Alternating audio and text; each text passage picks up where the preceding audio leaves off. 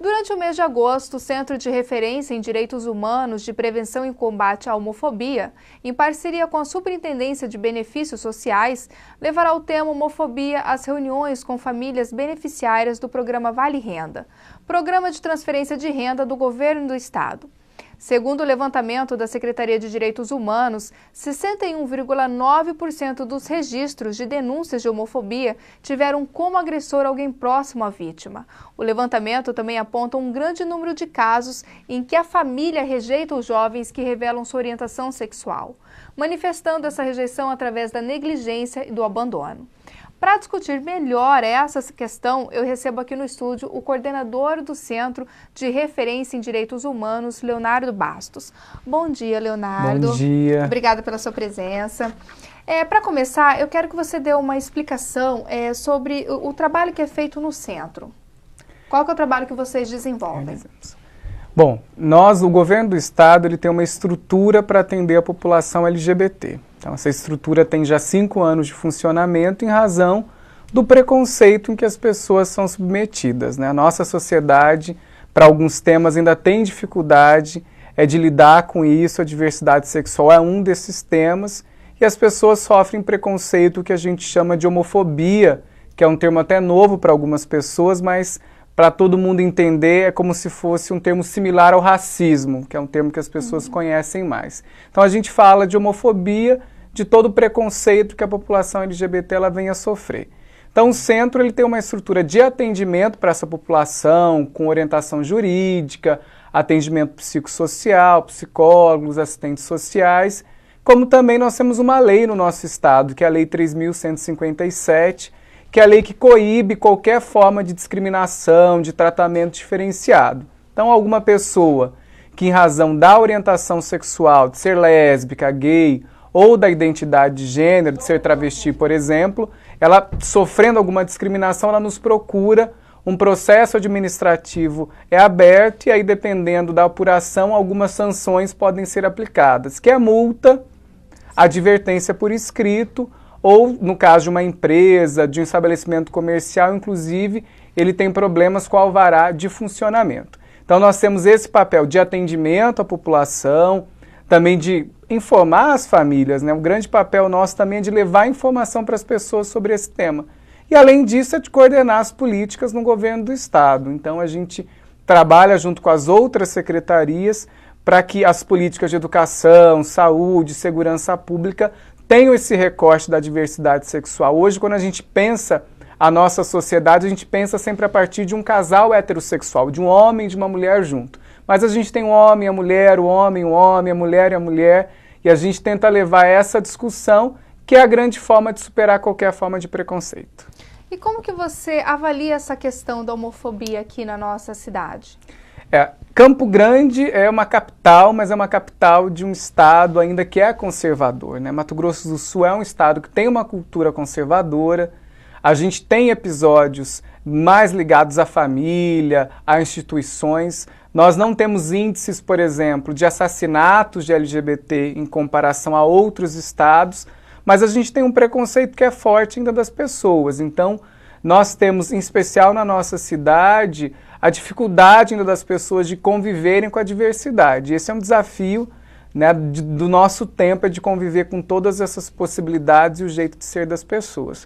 O que a gente tenta fazer é investir em formação, em campanhas alusivas, para que as pessoas repensem essa posição. Né? A homossexualidade ela não é doença, ela não é perversão, né? A gente não considera que seja algo negativo ou errado, né? Então tem uma questão religiosa que é forte também. Mas no caso, você citou campanhas, você acha que falta ainda campanhas para esclarecimento desse preconceito que se cria de uma coisa que as pessoas não conhecem, né? Sim.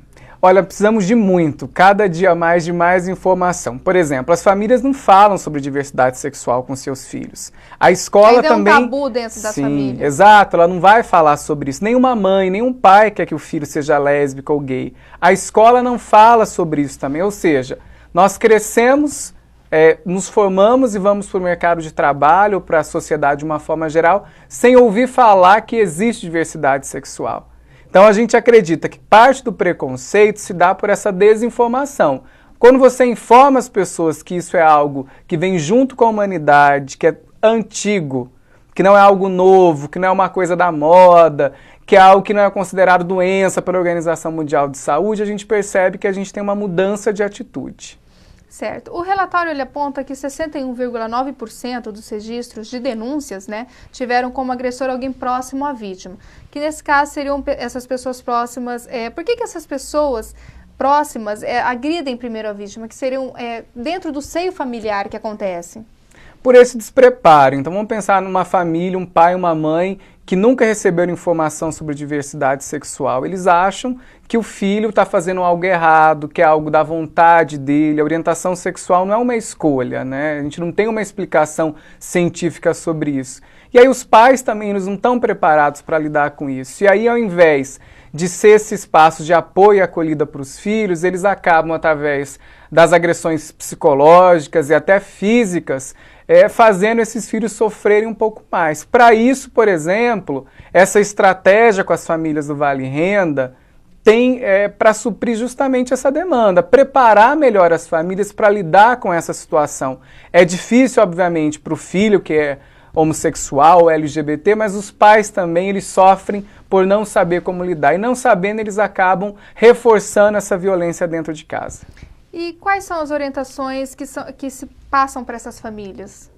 A primeira palavra que a gente vai tratar é justamente disso. São informações simples, né? É dizer que a diversidade sexual existe, que não é algo antinatural, que não é doença. A gente tenta desconstruir essas raízes do preconceito que normalmente as pessoas têm e focando para o respeito às diferenças. Nenhuma sociedade ganha discriminando as pessoas. Eu, você, nenhum cidadão ou cidadã ganha nada discriminando outra pessoa em razão da orientação sexual, do sexo, da forma de ser. Então a gente tenta focar que é possível conviver com a diversidade e respeitar as pessoas, que só assim a gente vai viver numa sociedade melhor que todo mundo quer. Se a gente pergunta se a nossa sociedade está boa, as pessoas dizem que tem que melhorar. Mas essa melhora começa da gente também, tendo uma postura de conviver com tudo que a gente tem na nossa sociedade. Bom, vão ser feitas palestras nos bairros. Como foi feita a escolha desses bairros e quais serão os bairros onde serão realizadas? Nós fizemos uma escolha geográfica mesmo, né? Nós vamos passar por todas as micro-regiões de Campo Grande. Assim, nas políticas públicas, Campo Grande ela tem as suas subdivisões, então pelo menos em cada uma das regiões a gente vai passar. Os nossos técnicos diretamente que trabalham conosco, mas o Vale Renda, esse mês, todas as reuniões serão trabalhadas esse tema.